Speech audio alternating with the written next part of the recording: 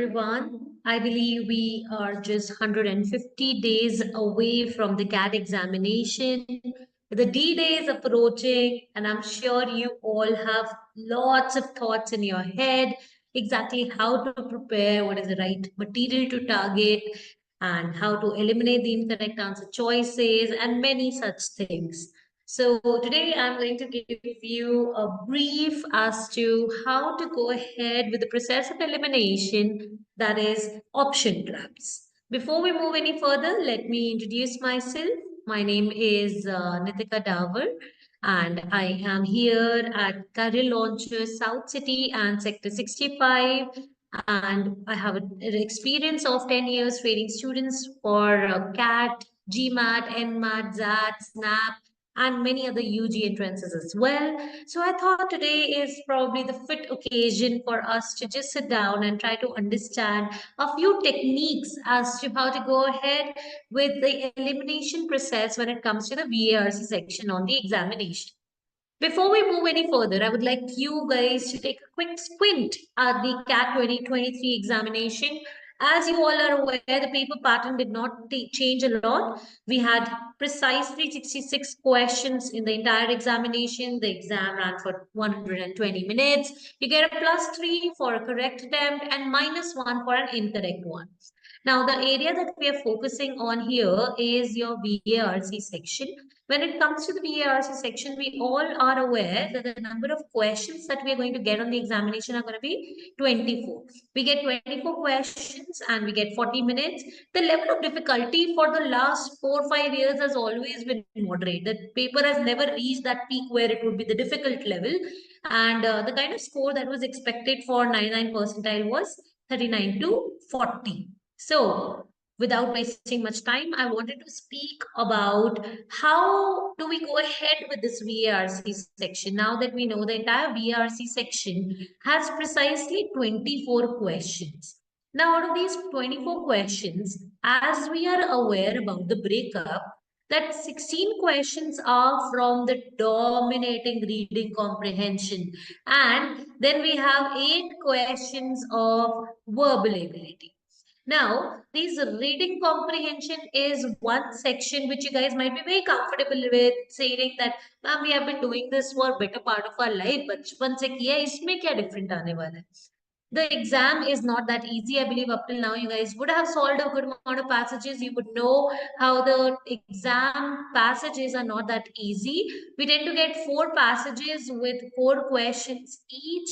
And when we look at these 4 questions, we see that these questions could be anywhere from inference-based questions, implied idea type questions, main idea type questions, logical structure type questions, further application type questions, tone type questions, and many more.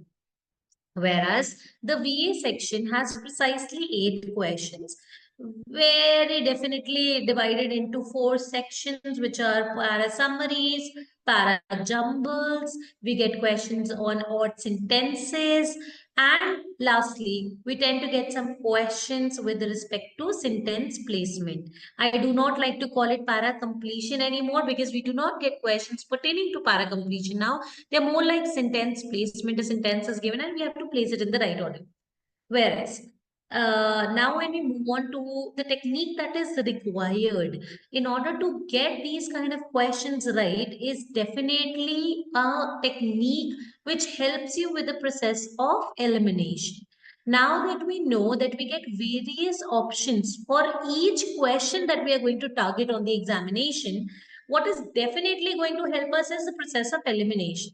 If I were to quickly tell you what tools help us is skimming, scanning, and grouping. Though they are your reading techniques. I'll make a video very soon about different reading techniques which can also benefit you while going about the examination. The other thing that helps you is to be able to understand how I'm going to solve the VRC section. I have to pretty much solve it like how I solve quantitative aptitude. And looking at all the questions but being selective about our attempt. So when we tend to solve passages in a manner where we say that, ma'am, I left one passage, I left 2 passages and so on, that is quite not desirable. There are quite a few type of students, those who attempt 4 passages out of the 4 that come about in the examination. There are few who go ahead and attempt 3 passages on the examination, and there are those who attempt 2 passages only. This is the quite undesirable place to be. I don't want you guys to be here. The D-Day might be in such a light that you might go ahead and attempt only 3 passages, but this is where I expect you all to be, where you're attempting all 4 passages. This leaves with you with precisely 6.5 minutes per passage, because if I were to divide those 40 minutes, I want you all to take around 28 minutes to solve your 16 questions pertaining to reading comprehension and 12 minutes to solve those 8 questions of VARC. Now, when we know we have only 6.5 minutes to read the passage, comprehend it, make the mind map, and then go about eliminating incorrect answer choices, that means we should have the adequate tools by our side which can help and aid us with the process of elimination. How do we do that? Let me introduce a beautiful elimination key for you to you all, which is called the beast mode. What do we mean by the beast mode? This beast mode is going to work like a beast and rule out all those options which are built as a trap, and they are there to confuse you all.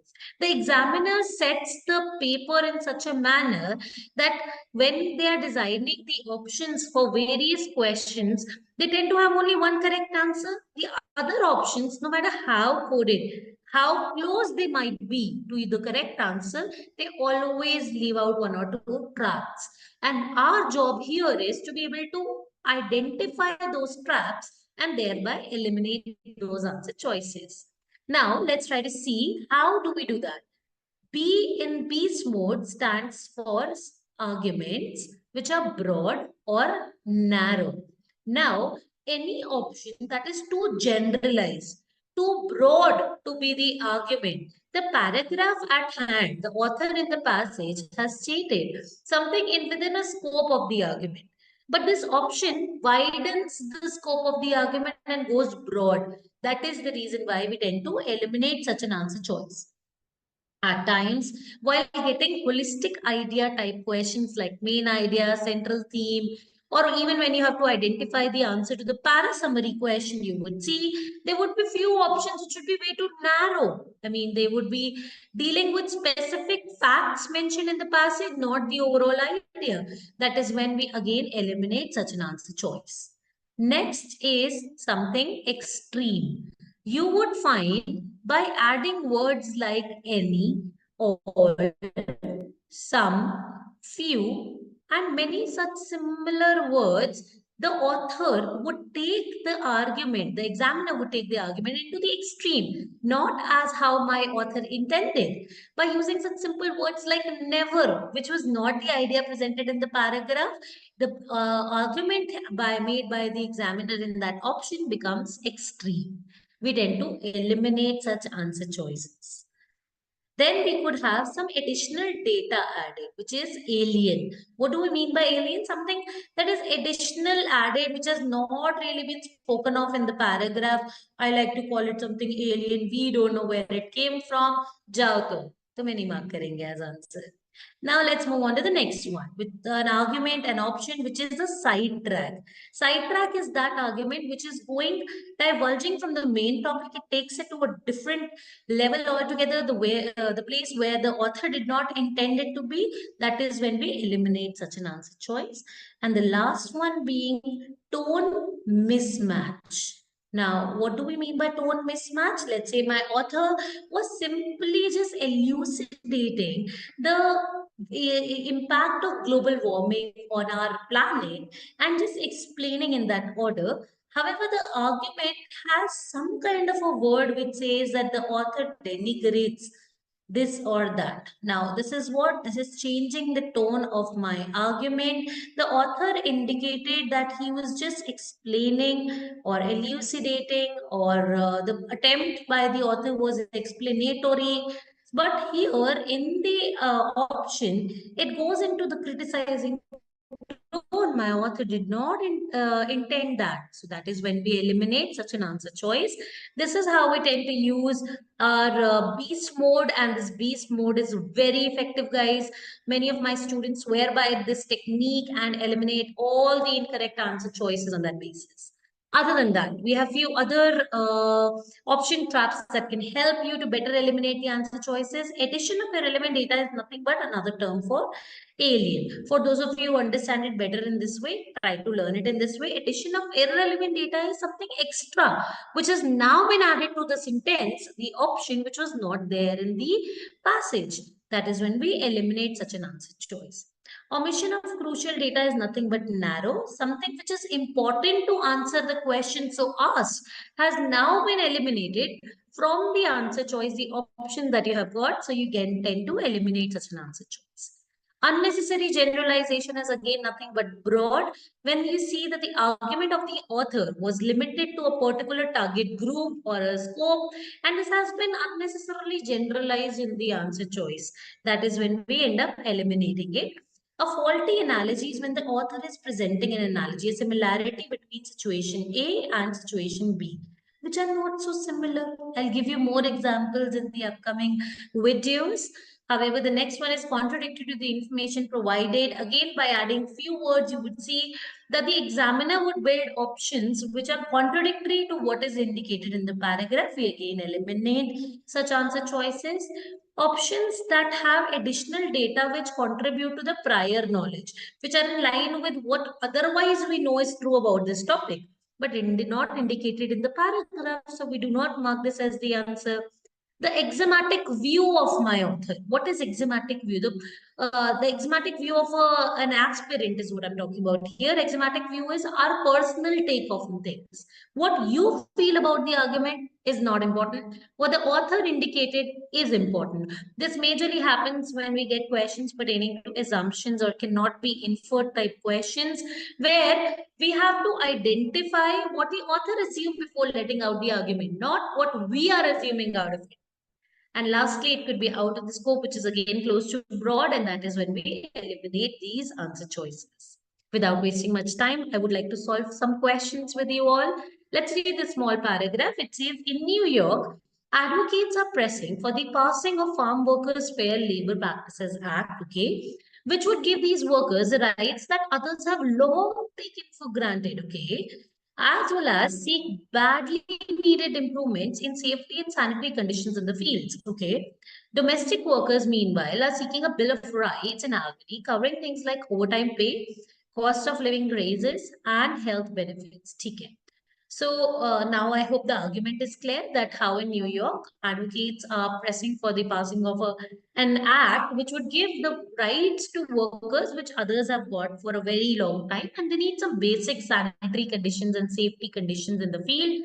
And in Albany, domestic workers are looking at overtime pay, cost of living raises, health benefits, and so on.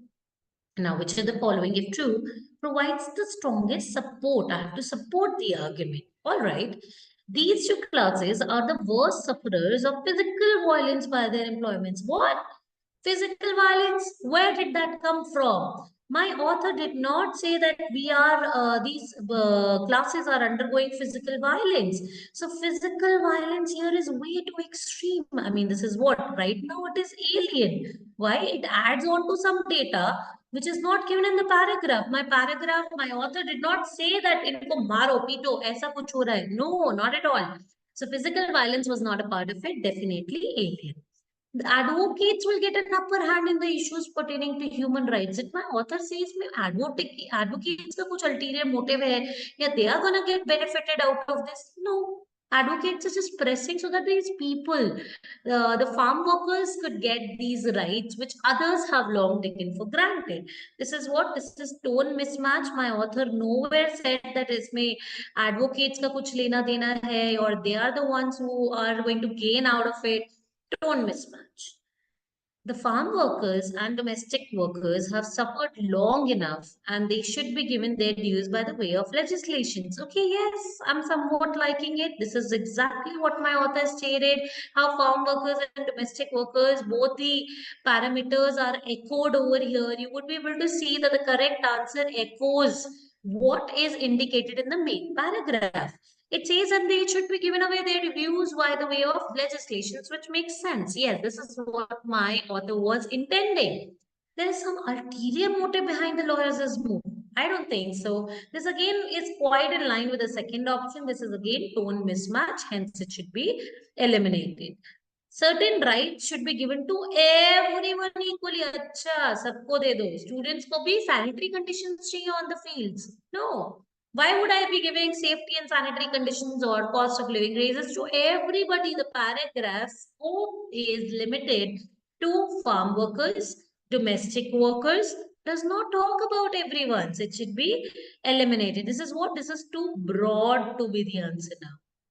Right? So again, eliminated. The correct answer should definitely be option 3, which quite recapitulates and supports the main idea of the paragraph.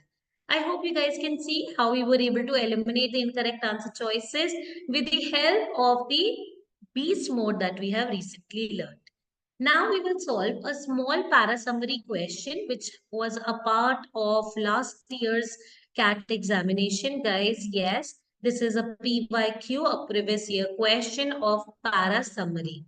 Let's read the paragraph and try to eliminate the incorrect answer choices. It talks about colonialism. Okay, colonialism is not a modern phenomenon. अच्छा, तो old है. So the author is saying ये तो बहुत पुराना है. ठीक है. World history is full of examples of society gradually expanding by incorporating adjacent territory and settling its people on the newly conquered territory. Okay, so we are saying that world history has a lot of examples. Many examples which go on to prove that colonialism has been going on for ages. The fact that we incorporate the adjacent territory and settle our people in the newly conquered territory. In the 16th century, okay, I have data from 16th century now. Colonialism changed decisively because of technological developments. Okay, colonialism had a change. It changed how? Because of technological developments in navigation that began to connect more remote parts of the world. Okay, because there were better developments, technological developments, which helped these people to connect to the remote parts of the world. That is why colonialism took a shift now. It changed. Modern European colonial project emerged when it became possible to move large number of people across the ocean to maintain political control. Okay, they wanted to maintain political control in spite of geographical dispersion. Okay, so modern European colonial project also emerged when we started moving a lot of people, large amount of people from one place to the other you make sure that we have our political control in spite of the fact that they could be geographically disposed or something like that. The term colonialism is used to describe the process of European settlement, violent dispossession, political domination over the rest of the world, including Americas, Australian parts of Africa, Asia, and so on. Okay. Got the idea of my argument. And now let's try to look at the summary. Guys, before we move on, I want to just give you one advice. I often see while taking these sessions that many students do not tend to agree with the answer choice, thinking that, ma'am, I don't think this is the accurate representation of what was holistically being talked about in the paragraph. Guys, first thing I want to tell you all is there is none such thing as a perfect summary. Stop looking for a perfect summary.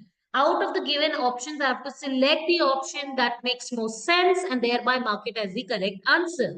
If we go about looking at each and every parameter that is there in the paragraph and we do not like any option out there, maybe you are capable better of identifying a better summary than the examiner himself.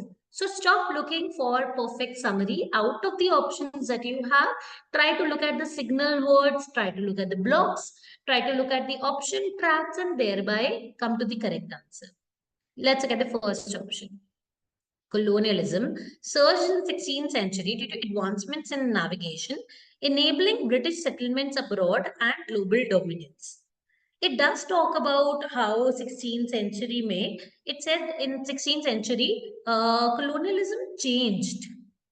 It says changed because of technological developments and they began to connect with more remote parts of the world. Okay. Surged, I'm not too sure if surged is the right word, but yes, they were able to connect with more such remote parts and British settlements were happening abroad. But it does not talk about technological developments at all. It completely misses out on that part where it says that technological developments aided the process of that change that happened in colonialism in 16th century. I'm looking for that parameter. I'm looking for that marker in my summary. This here seems to be a bit narrow to be the answer. So I would not go for this summary. However, let's read other options.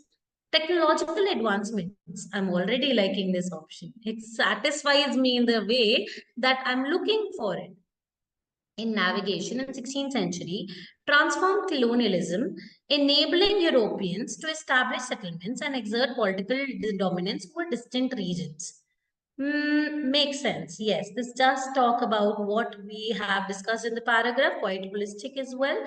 As a result of developments in navigation technology, European colonialism led to displacement of indigenous populations and global political changes. Political changes did not happen in 16th century. What we were saying is that we were able to move to more remote parts of the world in 16th century. Modern European colonial project happened when it was possible for more people to be moved from one place to the other to maintain the political control. So this distorts the information. So this is tone mismatch here. Next option. Colonialism conceptualized in 16th century. Yeah, yahi galat. Conceptualized? Who said it was conceptualized in 16th century? My author is not saying that it got conceptualized in 16th century. We are just saying in 16th century it changed because of technological developments. Who said it was conceptualized? The author is saying it was going on from a very long time. It is not a modern phenomenon at all. So this option is again what? This is tone mismatch, not what my author is trying to say. So clearly the answer should be option 2 here for the parasite. I hope you all can see how we have made use of these tools to be able to eliminate incorrect answer choices. How questions, which is a previous year CAT question, just last year it appeared in the para summaries, and you would see that how easy it was to solve it. I mean, by the technique that we have just learned. So I want you all to be able to use this technique adequately. Try to use the beast mode to eliminate incorrect answers, be it for your para summaries, for your reading comprehension, for your sentence placement. While going about sentence placement, that time by looking at a blank, you can see whether this sentence would be too broad or will it have a tone mismatch just now, or I should wait for it to come later, and so on. So that's all for today, guys. I just wanted to acquaint you all with this beautiful technique of option traps. I hope now you guys are enlightened how to use it and do not shy away from using these in your topic tests, sectionals, and full length mocks. All the best, guys.